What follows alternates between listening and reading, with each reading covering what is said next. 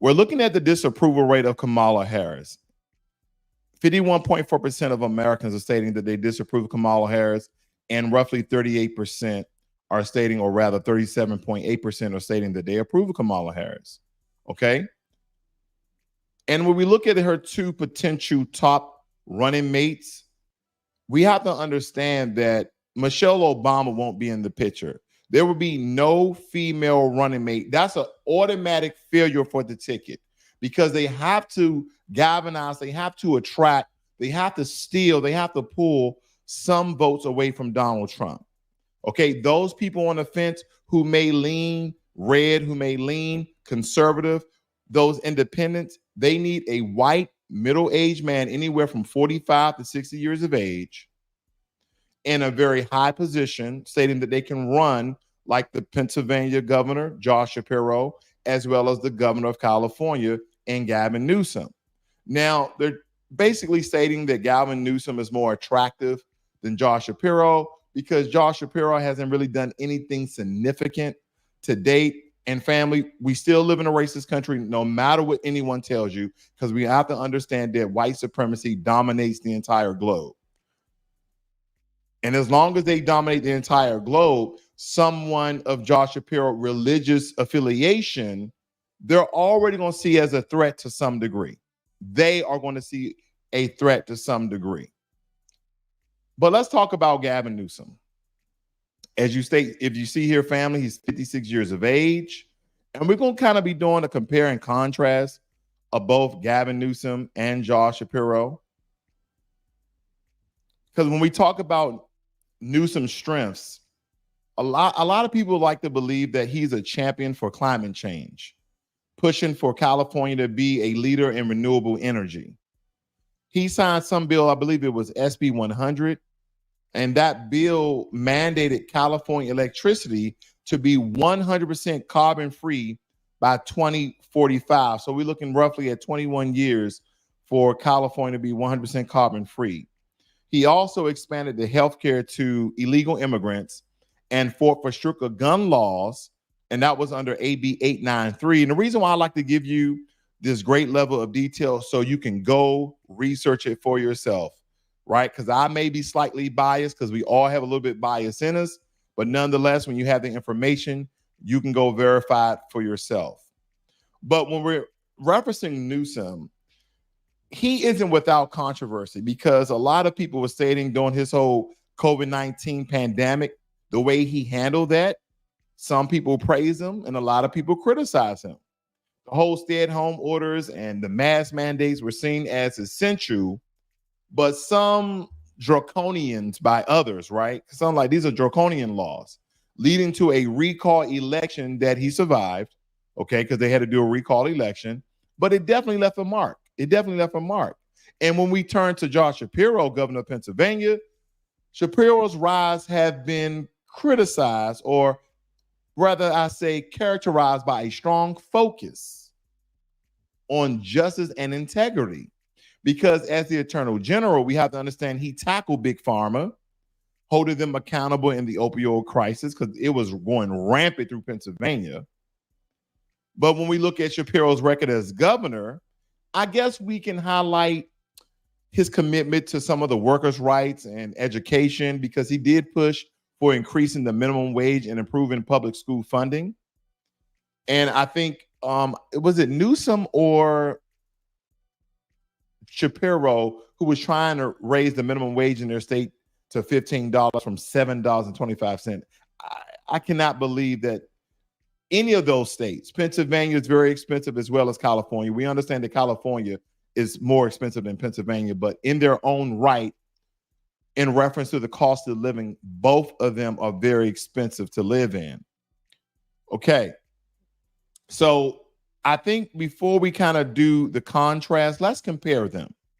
Because let's go over some of their similarities first. Okay. And again, we're talking about Gavin Newsom and Josh Shapiro. And believe it or not, family, a lot of young people supposedly like Josh Shapiro. And as you see here, Josh Shapiro is 51 years of age. So they're roughly 5 years apart, 4 or 5 years apart. Okay. So they're still within the same generation. They fairly, for white men, they fairly look young. Hey, I just had to throw that out. But when we talk about their similarities, let's talk about the progressive policies that they have, because both of them push for progressive reforms. Newsom in climate change and healthcare, and Shapiro in justice and education, what we already covered. Then they both have a strong media presence, right? They know how to command attention and use the media to their advantage. But I would definitely say Newsom has a slight edge over Shapiro when it comes to that. And then when we speak about crisis management, both have navigated, the COVID-19 crisis, as well as Shapiro with the opioid epidemic. Okay, that's supposedly getting better in Pennsylvania. But when we talk about their differences, and we talk about the different state dynamics, because California is a deep blue state with a solid Democratic base. Okay, so that's already looking strong. We have to look at the delegates, and we have to look at the electoral college and how many electoral college votes can Kamala and Gavin Newsom, essentially obtain, as well as Shapiro in Pennsylvania. Now, the state dynamics in California dealing with Newsom's policies reflect that very same thing. Now, Pennsylvania, on the other hand, is a swing state. You see that? Shapiro's approach is more moderate, appealing to a broader electorate. So again, I was trying to really decide. I know that Gavin Newsom has been pushed to the forefront more so than Josh Shapiro. But again, we're looking at vast dynamics when it comes to the electoral college, the amount of votes they can galvanize, the delegates, and et cetera. But again, to me, they're neck and neck. But don't forget, Shapiro's in a state that is considered a swing state. Now, when we look at the legislative focus, Newsom is all about big, bold moves. And again, we're talking about climate action and healthcare for all, while Shapiro focused more on justice and fair economic policies, okay, which could be attractive to business owners that may not want to vote for Donald Trump. Like Donald Trump, a big business, get rid of the illegal immigrants, et cetera. But when you have someone who kind of played both sides of the fence, that might play in the voting booth. So like, okay, well, I don't really like Kamala. I don't like Trump, but I do like Josh Shapiro because he's a moderate that leans somewhat conservative. Okay. So you kind of get the best of both worlds if that's what you're leaning to. And when I talk about that, Shapiro is known for holding corporations accountable and fighting for workers' rights. So that could be a good thing. Okay. That could be a good thing. And when we look at some of their accomplishments, right? We're looking at Gavin Newsom's mental health, public safety, infrastructure. We have all these things that they supposedly have accomplished. Like I told you before, the SP 100 pushing for 100% clean energy. You also have the AB 893 for gun control measures. And you also have healthcare expansions, which, again, I want you to listen to this very, very clearly. The healthcare expansion was healthcare coverage for illegal immigrants, okay, which will incentivize more to come, okay? I'll just go to America. They're giving out free healthcare for illegal immigrants. Just go over to America.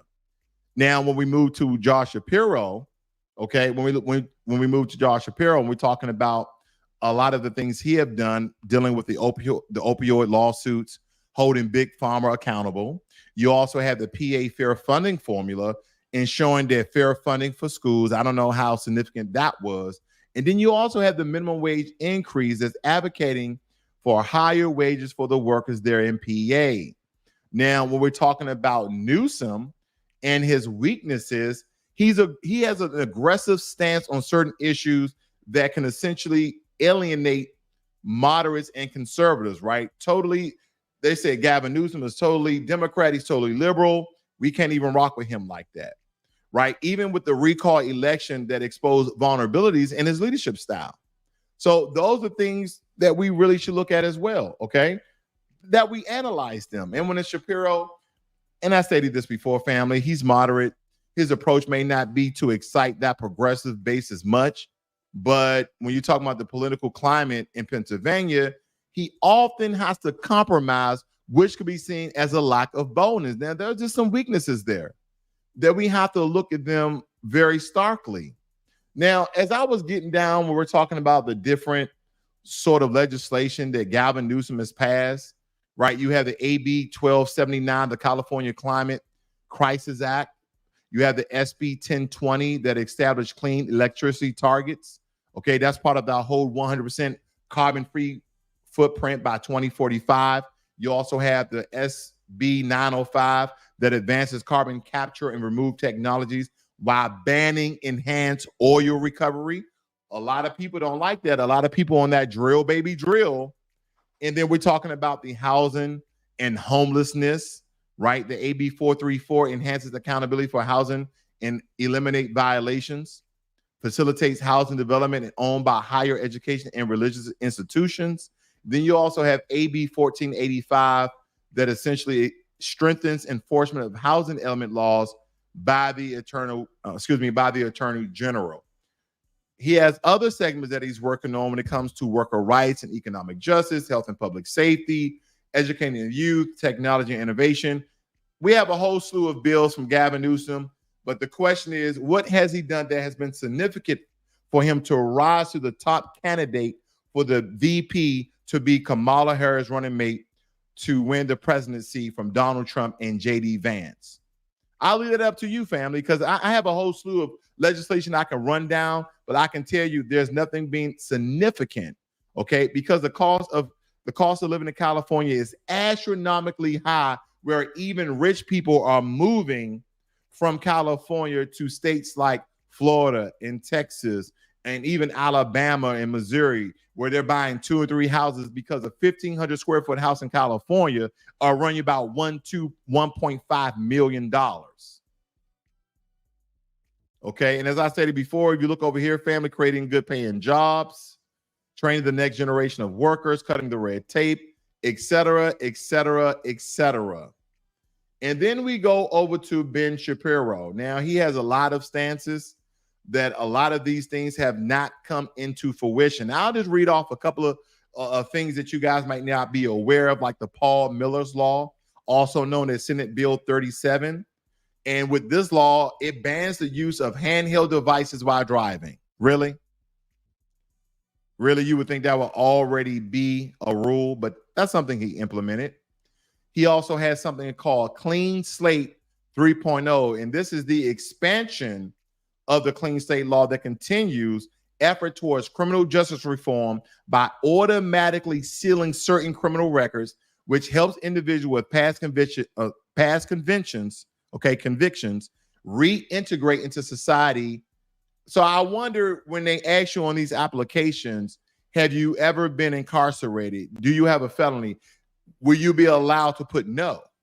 Does that legislation cover that? That's a question. Also, the 2024-25 bipartisan budget. Now, in this particular budget, you have very significant investments in education, economic development, and public safety. $500 million for site development to attract businesses, $20 million for small minority-owned businesses, okay?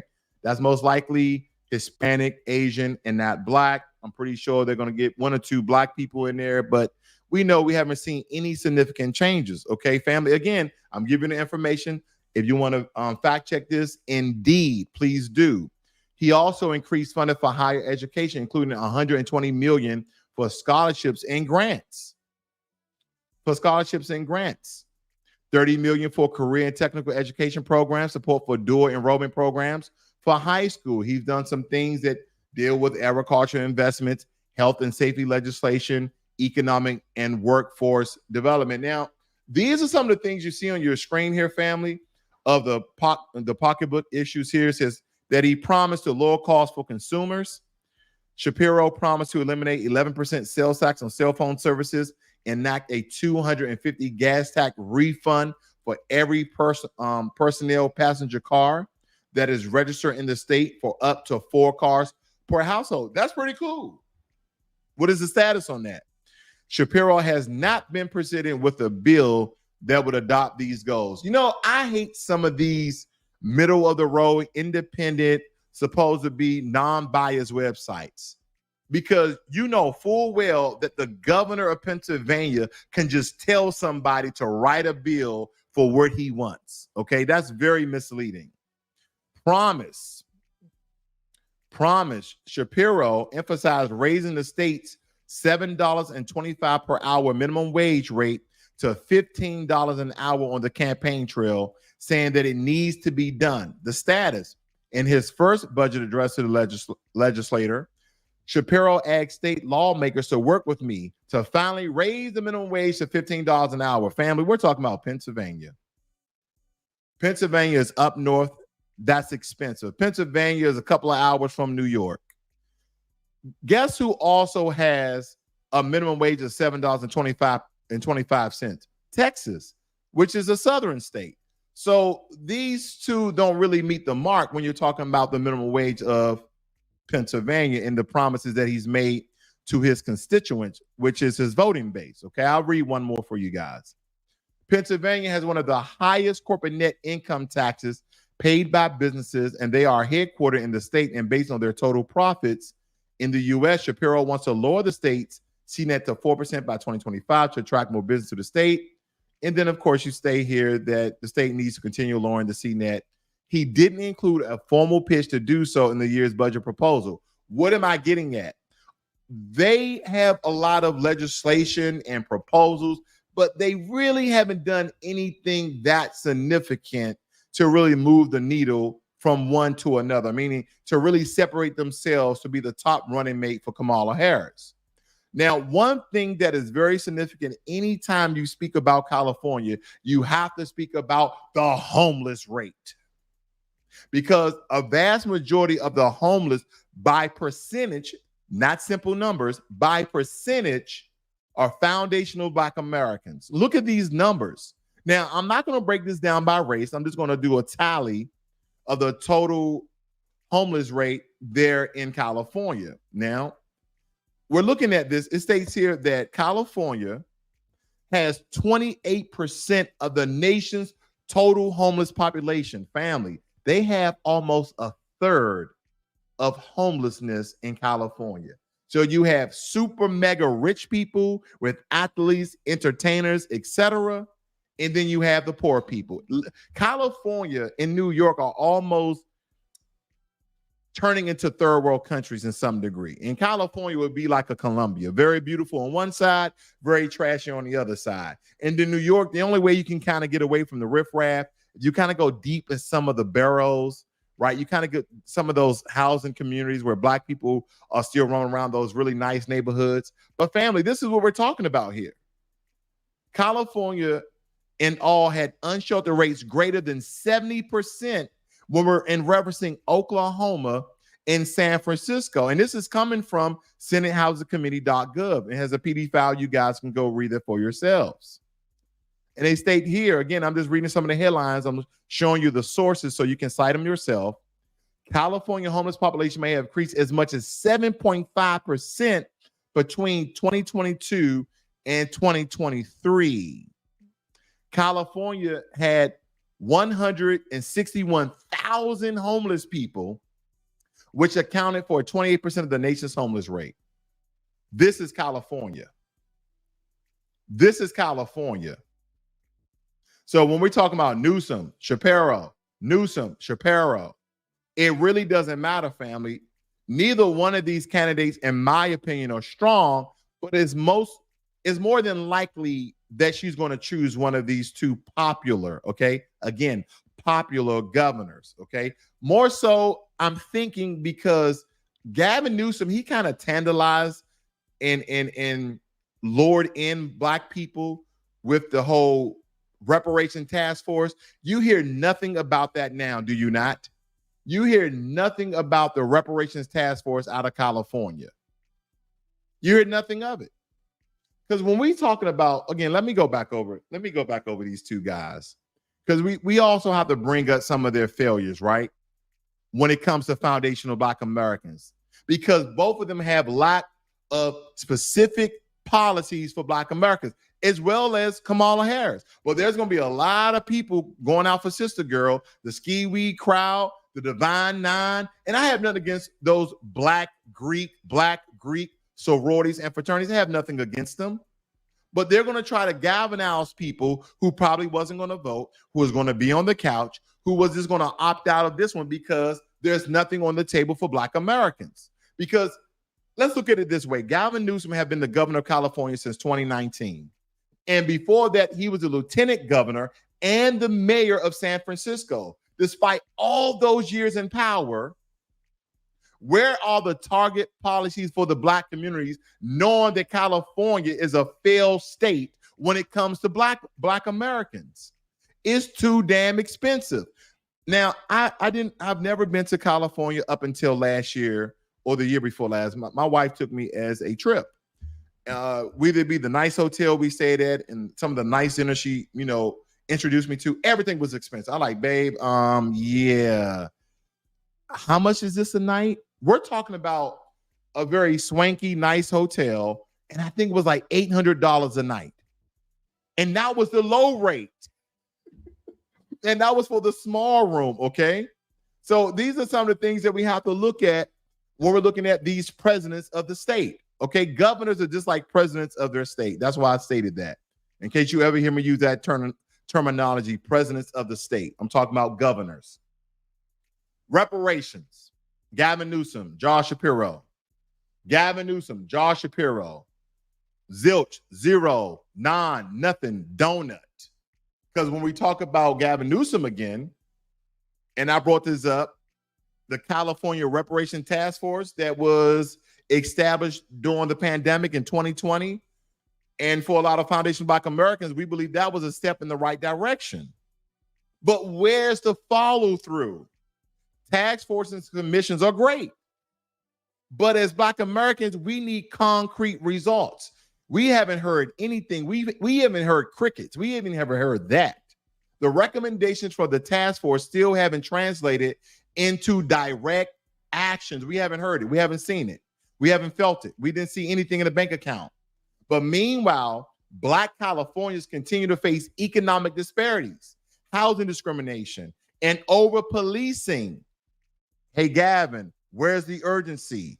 And you want to be the VP of America? And granted, Gavin Newsom may turn down the VP spot because he's still fairly young.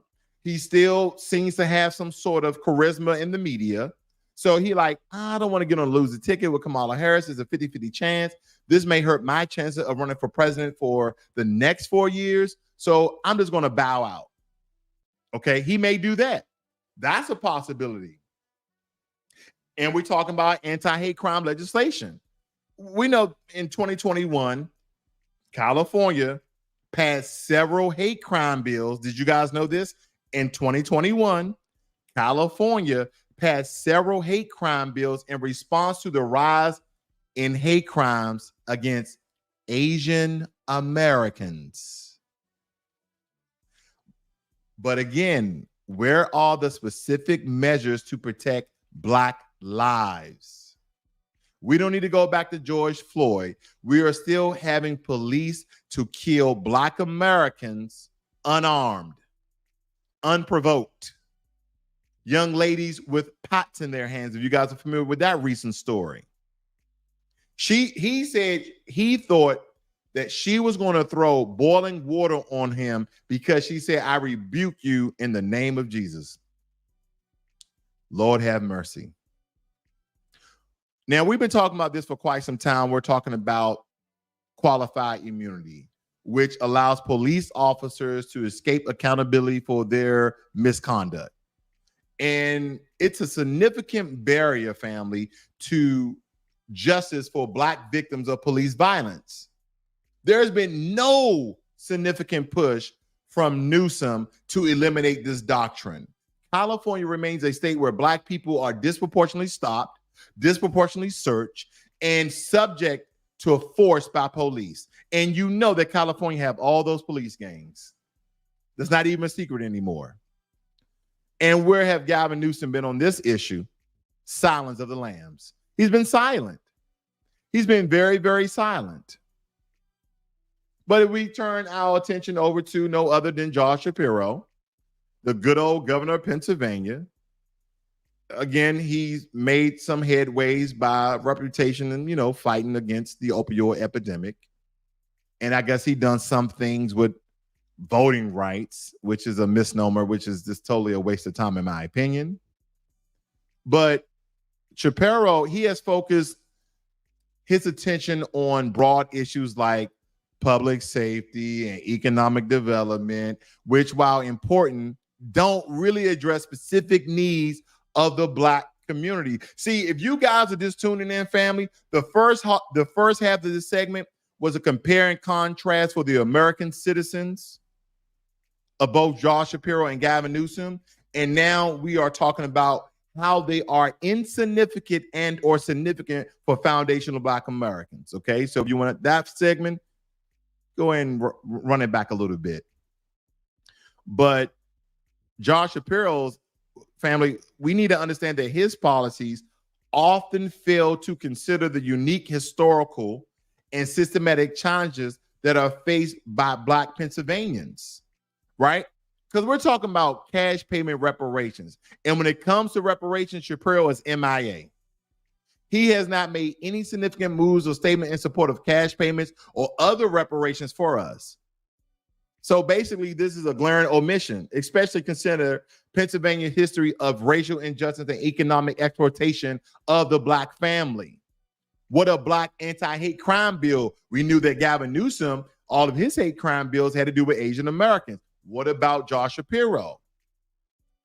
Pennsylvania, like much of the country, has seen an uptick in hate crimes. Yet, Shapiro's administration has not prioritized legislation specifically aimed at protecting the Black community from these hate crimes. He has been more focused and more generalized, diluting the impact and urgency needed to tackle anti-Black racism head on.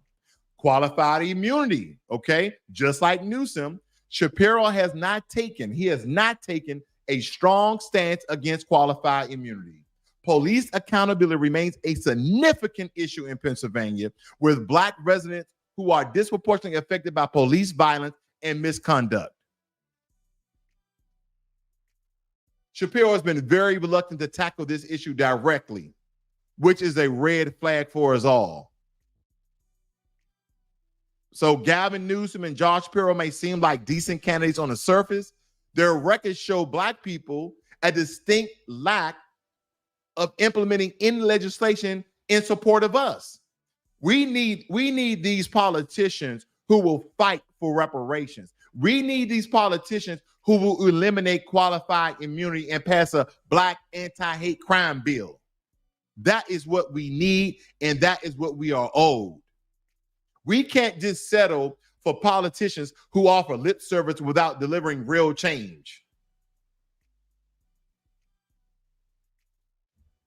We continue to render our vote to all of these politicians, and they've done nothing significant for Black Americans. Nothing.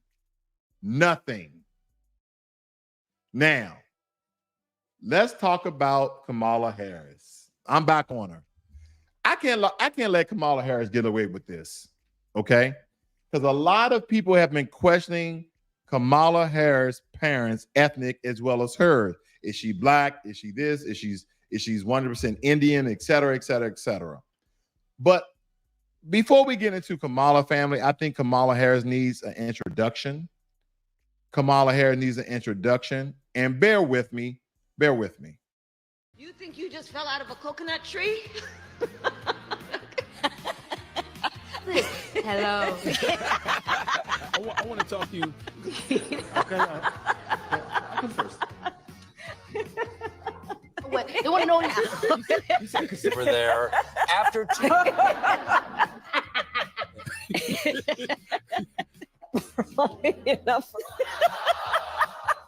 brown brush. I mean, I was waiting for you to say it. And it love good.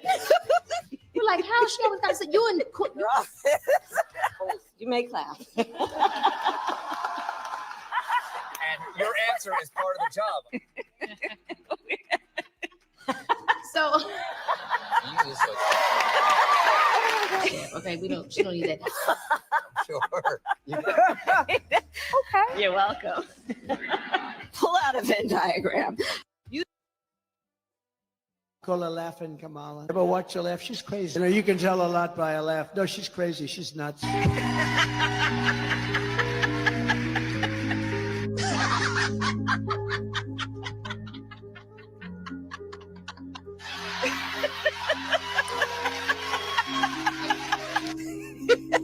Call her laughing Kamala. Ever All right, family. I had to just bring Kamala Harris in properly because that's the most action we've seen from Kamala Harris in the past 3 years is just laughing. That's all she does is just laugh. She laughs at everything. And I don't know, a lot of people have been talking about this, but again, let's talk about her ethnicity because a lot of people are claiming that Kamala Harris is black. A lot of people are claiming that Kamala Harris isn't black. So we did some digging here. And of course, we see that her mother is 100% Indian. She came over to America as an immigrant at the age of 19 for education. It says Donald J. Harris. And I don't want to butcher Kamala Harris' mother's name. I'm just going to go with Dr. Go. Okay? Came to the United States to pursue their dreams, right? Donald in Jamaica and Kamala Shamala in India, but crossed paths thanks to their shared interest in civil rights, okay? And I kind of went through this. I want you guys to look at some of the pictures here. This is her mother, okay? This is her mother, all right? I got a couple of more pictures here. This is a picture of her father and her mother when they were young. And after a certain time at looking at this guy is not 100% Jamaican. And family, I'm not leaning one way or another. I'm just giving you the facts as I know it, okay? And I'm going to tell you a little bit more about his ancestry, but he's absolutely mixed. He's not 100%. When I mean Jamaican, I know it's a nationality. When I'm talking about a black Jamaican, okay? He is a mixed black Jamaican, okay? He's not solely just a black Jamaican. Let me see. We have the pictures in here. This is during a civil rights movement rally. And this is her mom. And this was what Kamala Harris has been running on, that my parents were civil rights leaders, et cetera, because they went to a couple of rallies. We haven't really seen them in the limelight of significant value, but they were out there. Okay? I don't want to disclaim that. They were out there. Now, this picture did it for me. I said, okay, I can see the black man. I can see the hair. I can see the facial features here. Okay. So he is partially black, okay? It states here that Kamala Harris' father, Donald Harris, holding her as an infant. So this is Kamala Harris as an infant, okay? So these are some of the pictures I stumbled across. And then, of course, they welcome 2 daughters. And eventually, Kamala Harris' mother and father separated, I think after, I don't know how many years they were actually together before they separated. But again, this is about ethnicity, okay? Is Kamala Harris black? That's the question. Now, if we go with the one drop rule, I'll just let the cat out of the bag. If we go with the one drop rule, then Kamala Harris is black. Okay. Donald and Shamala divorced in 1972. Kamala was nearly 5 years old and she knew her parents' marriage was ending. Donald was teaching at Northwestern University in Illinois and he was hired as University of Wisconsin. Shamala moved back to Northern California with the children before the couple divorced in 1972. I'm not going to get into the details of that. This is Kamala and her sister, I believe. Okay. There we go. That's her mother again. All right. I'm just showing you some pictures here, family. I just want you guys to glance at this. Okay. All right. Now, who are Kamala Harris' parents? We jumped down. Give me 1 second. How do they inspire the 24 president hopeful, Jamaican-born Donald J. Harris and Indian Shamala Goplan met at UC Berkeley, then had prominent careers, okay? Let's look at these a little more closely here. What is significant about her father? So we know her mother is 100% Indian. Well, let's talk about her father. Let's get that off the screen. Let's talk about her father. So I'm gonna read the one for Wikipedia. You know, guys, I hate using Wikipedia because anyone can write this stuff, but then I'll back it up with the Irish Times. Okay.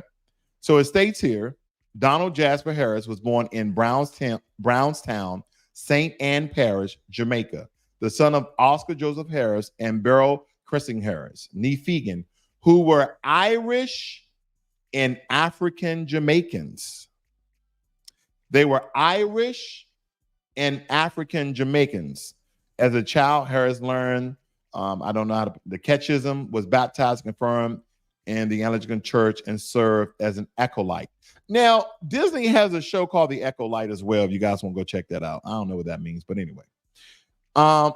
Right here, the Irish Times state that Kamala Harris is a descendant of an Irish slave owner. And this is what people were talking about, okay?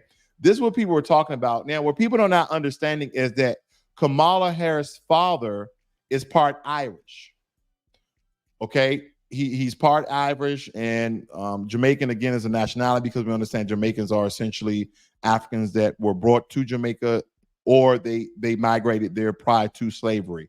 But nonetheless, when we're talking about the bloodline, does Kamala Harris have black blood? Yes, she does. How much? Nobody knows. But the main question here is, if we're questioning if she's black or not, what does Kamala Harris identify as? Now, a lot of you are going to go and claim, which some claims are true, that she went to Howard University, a black, HBCU. She joined the AKA, which is a black sorority. Okay. So those things right there is going to somewhat solidify her blackness. She wore Chuck Taylors and Timberland boots, and she jags the jig, and she listened to Jay-Z like Barack Obama. Okay. But none of these things make her a foundational Black American family. That is the point that people are missing out on. And I know people in the Black empowerment space are going to call this out. She can have as much black blood, African blood as she wants, which she doesn't really have that much, by the way, because even her father's line was watered down, okay? Because her ancestors on the Irish side of things, again, were slave owners. But again, that doesn't mean she was, but we're going to point that out for reference. But nonetheless, she only identified as being black when it was significant, when it was beneficial for her to do so. So that is the whole point when we're talking about Kamala Harris. Now, this is what's going on in America. And I know a lot of people, black, white, Hispanic, Asian, doesn't matter the color, creed, religious affiliation. If you are an American, things like this will boil your blood.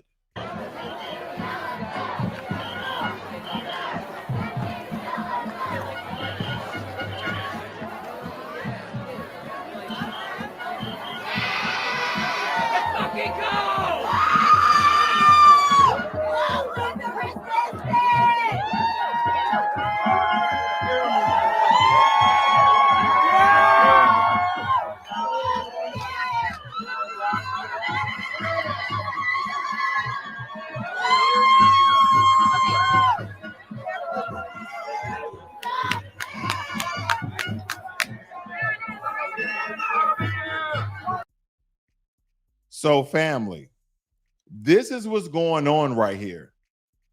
This is now what's going on in America, where we have people from other countries. Now, I care nothing about the statute. It's the principle. It's the principle. They're defacing American property. Now, the whole Christopher Columbus thing, I can care less. But it's the principle behind it. And this is due to illegal immigration. This is due to illegal immigration, family. We've been saying this for quite some time. A lot of these illegal immigrants have come over here and totally destroy everything that foundational Black American ancestors have built, and what the Black family is now trying to continue. And I've been telling you guys for quite some time that we do not live in a democracy. Barack Obama said it. Bill Clinton said it. Stop believing that we live in a democracy. There's nothing in the code of conduct. There's nothing in the Constitution. There's nothing that states that we live in a democracy. Oh, well, brother, what you don't understand is that even though the Constitution says that it's a republic, that is the Democratic Republic. No, we live in a republic. Now, I could break this down, but I believe that our good brother, okay, sometimes he's a good brother when I need his information, the way that he breaks it down. Dr. Umar Johnson breaks this down masterfully, so I have to give him his props on this. Fair use. All video clips were used in copyright strikes of fair use. Now, I want you guys to listen in on this. I may try to do about 3 or 4 minutes, but believe me, the breakdown to teach the foundational Black American family that we do not, I repeat, we do not live in a democracy. So when you hear Charlemagne the fraud talking about democracy as we know it will be destroyed, when you hear crying, what's the guy's name who always cry on television? What's the guy's name? Vance? Yeah.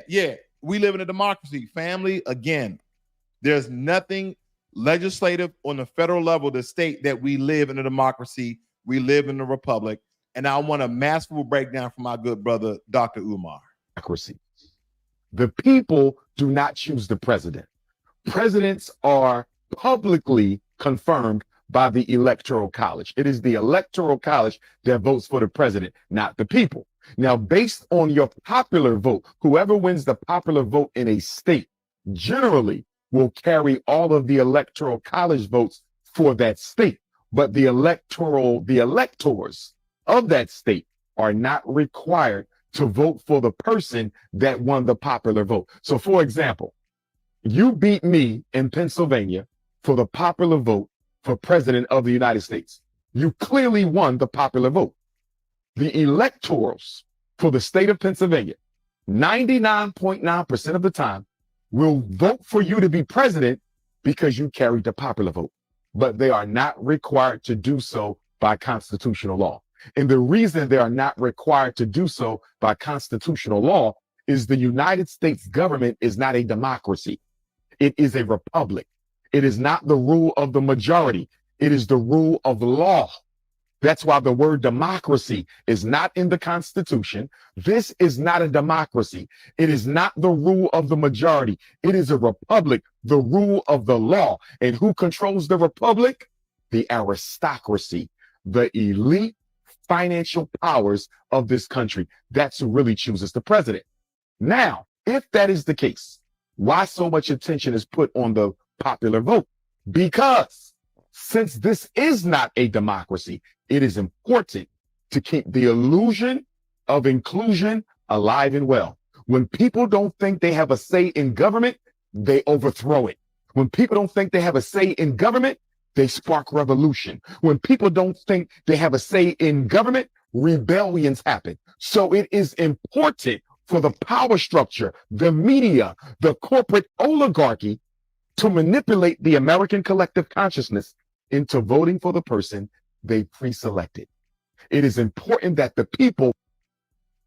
Now, he definitely broke that down, family. And I hope that people are now understanding that this sort of fictitious democracy that Democrats always tell Black folk that we live in and that we're trying to upheld does not exist. Once you cast your vote, and people who've been on my channel for years now, I've been saying this for years, once you cast your vote, you have no power.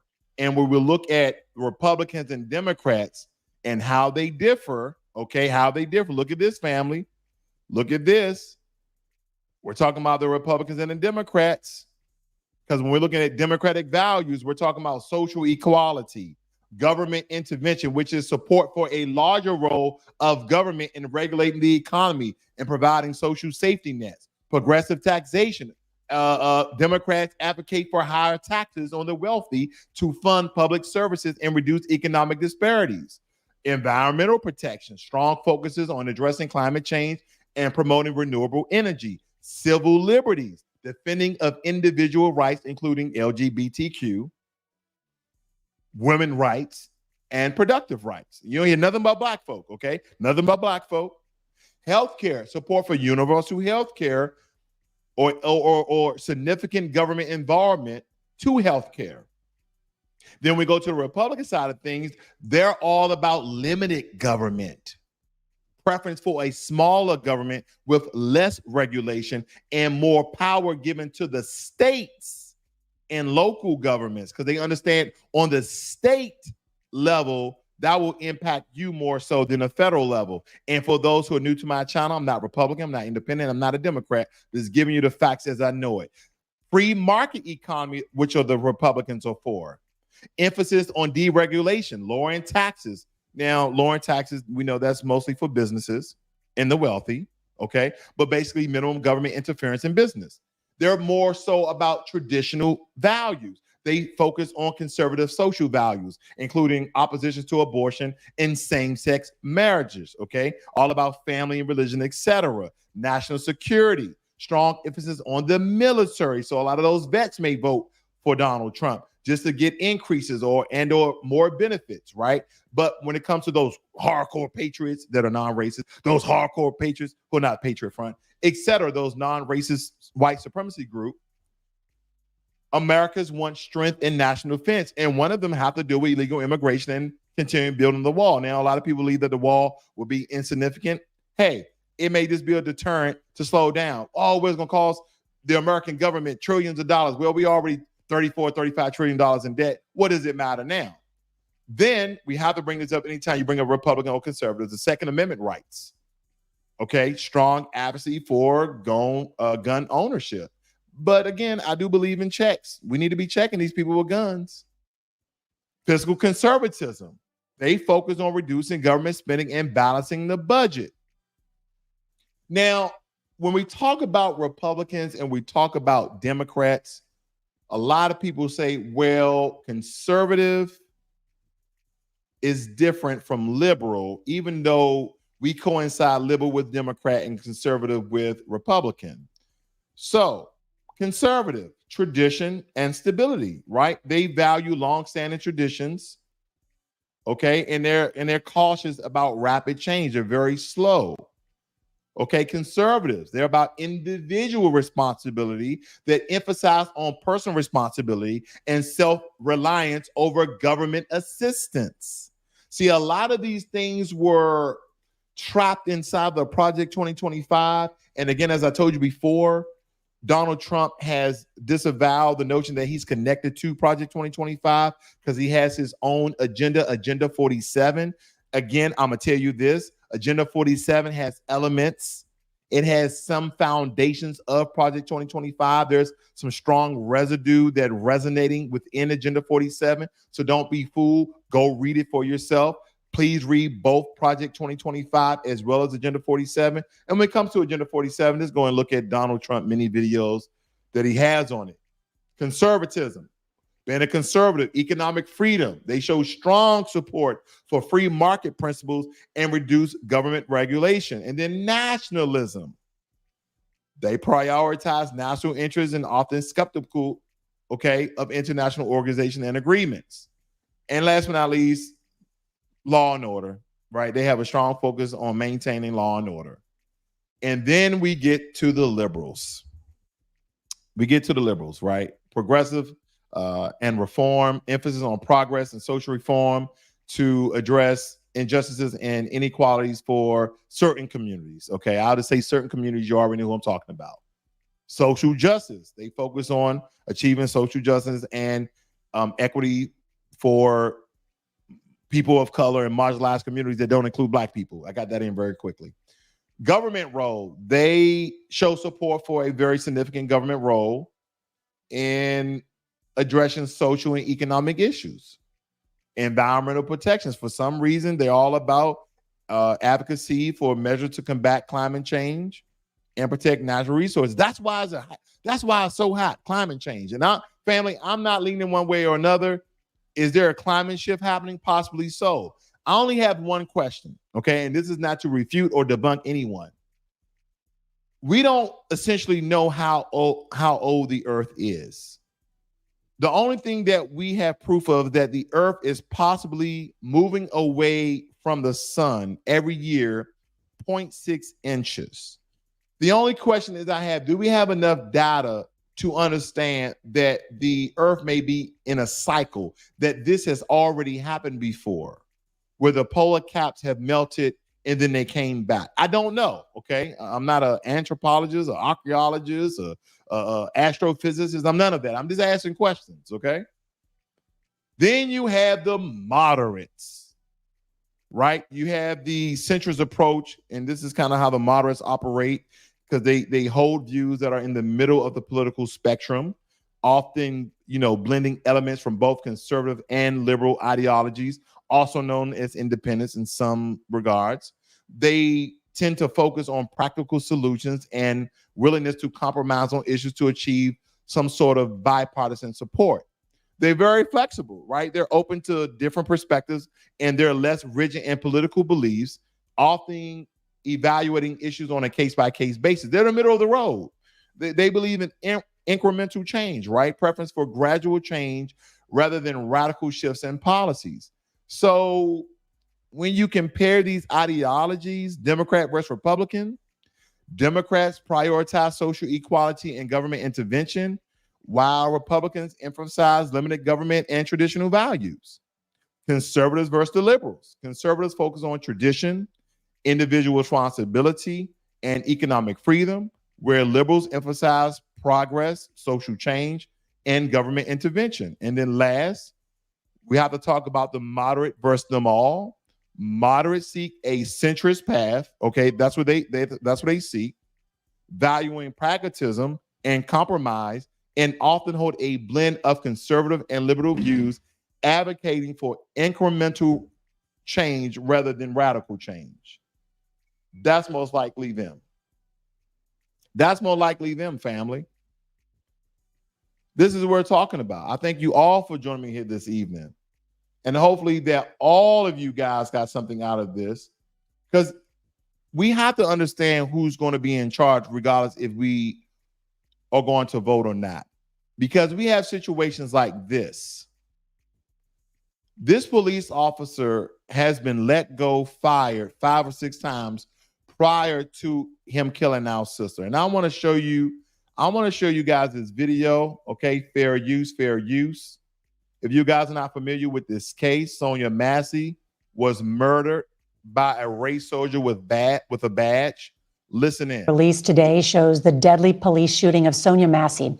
The mother of 2 called 911 just before 1 a.m. because of a possible prowler, only to be shot by a deputy inside her own Illinois home. The now former deputy faces 3 counts of first-degree murder. CBS's Roxana Saberi has the video that shows the chaotic moments, and we do want to warn you that it is hard to watch. The body camera video reveals the events leading up to the horrific scene. What took you so long to answer the door? Oh, I was trying to put on some clothes, sir. I'm sorry. You doing all right mentally? Yes. Sure? My medicine and stuff. All right. Okay. I love y'all. Thank y'all. Inside the home, Sangamon County Sheriff's Deputy Sean Grayson can be heard asking Sonia Massey to check on the stove. We don't need a fire while we're here. Within seconds, things become tense. Where you going? Huh? Where you going? Away from your hot steaming water. Away from my hot steaming water? Yeah. Oh, I would rebuke you in the name of Jesus. Huh? Rebuke you in the name of No, I swear to God, I'll shoot you right in your face. Okay, I'm sorry. Drop Massey starts to set down the pot and apologizes. Grayson fires 3 times, striking her in the face. Headshot woman to female, 1078.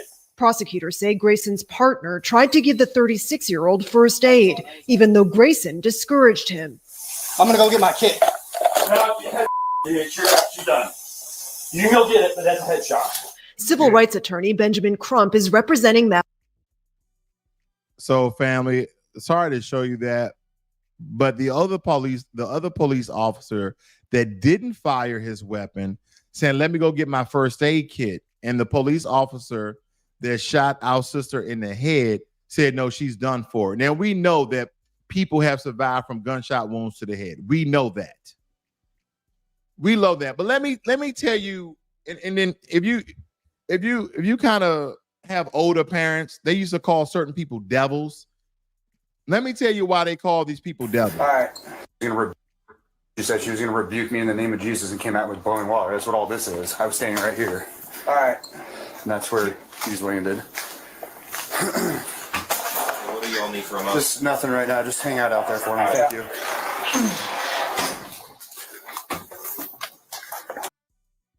Now, before I let the rest of this play, family, because he said some very disparaging things, some very defamation of character to our sister, even after he killed her. Let me point out some things. Now, most conservatives, most Republicans, they're all about the blue line. They're all about police funding, et cetera, et cetera, et cetera, because all these police officers are supposed to be Christians. They're supposed to be religious people. But family, did they know that our sister, when she said that I rebuke in the name of Jesus, he didn't even know what that meant. He thought that was some terrorist threat, like if you're over in Iraq and someone's going to do a suicide bomber and they go Al Akbar or whatever, the language that they use before they commit mass suicide by a suicide vest. First and foremost, family, he separating himself from close distance from the kitchen. So it looks as though he was anywhere from 15 to 25 feet away. So he would have time to react and move out the way, to pull his taser, to pull a nightstick, to pull pepper spray. And matter of fact, family, he could have simply pulled pepper spray, okay, and our sister would still be alive. But he said, I'll shoot you in the effing face, because she simply said, I rebuke in the name of Jesus. The thing about what the sister was talking about is that when she noticed them moving away, like she was going to do something to harm them, she's like, I'm not even for that. Like, why are you guys moving away from? Why are you guys moving away so far? Oh, well, you got boiling hot water over there. So he like, I rebuke that in the name of Jesus. Meaning, I'm not going to do no harm to you. See, they don't understand spirit. They don't understand even the religion. So let's not even go there. She wasn't trying to do no bodily harm. But listen in on this, family. This is demonic. I need currency to run the house if you guys can. But other than that, that's I think it. Anything else, suspect? Me? I didn't know what happened. You got any questions? Yeah, I'm good. This fucking bitch is crazy.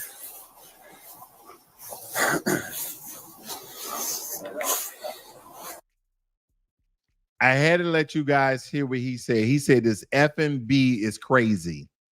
He called our sister crazy after he told her to go over to the stove and turn off the water. The water could have been boiling as long as they was inside of the house. She is the one that called the police. She is the one that called the police, family. And I'm back to it. And this is why I'm here. Because it seems as though for foundational Black Americans, whoever you choose to vote for, it seems as though we lose. You vote for your business with Donald Trump, they're going to increase police funding. You vote for Kamala Harris and one of her running mates, we still lose because they're going to increase police funding. But no one is revamping police training. She called you into her home. She invited you in. She was sitting on the couch, having a conversation. And then you're asking her at the front door, what took you so long? What? I called you. I want you to hear the tone in this, family. Can you guys hear the tone? I want you guys to hear the tone. Listen to this, family. She's the one who made the call, but listen how this police officer talks to her. Reveals the events leading up to the horrific scene. What took you so long to answer the door? Oh, I was trying to put on some clothes, sir. I'm sorry. You doing all right mentally? Yes. Sure? My medicine and stuff. All right. They have no respect for us, family. None. So we have to show them, but not showing up.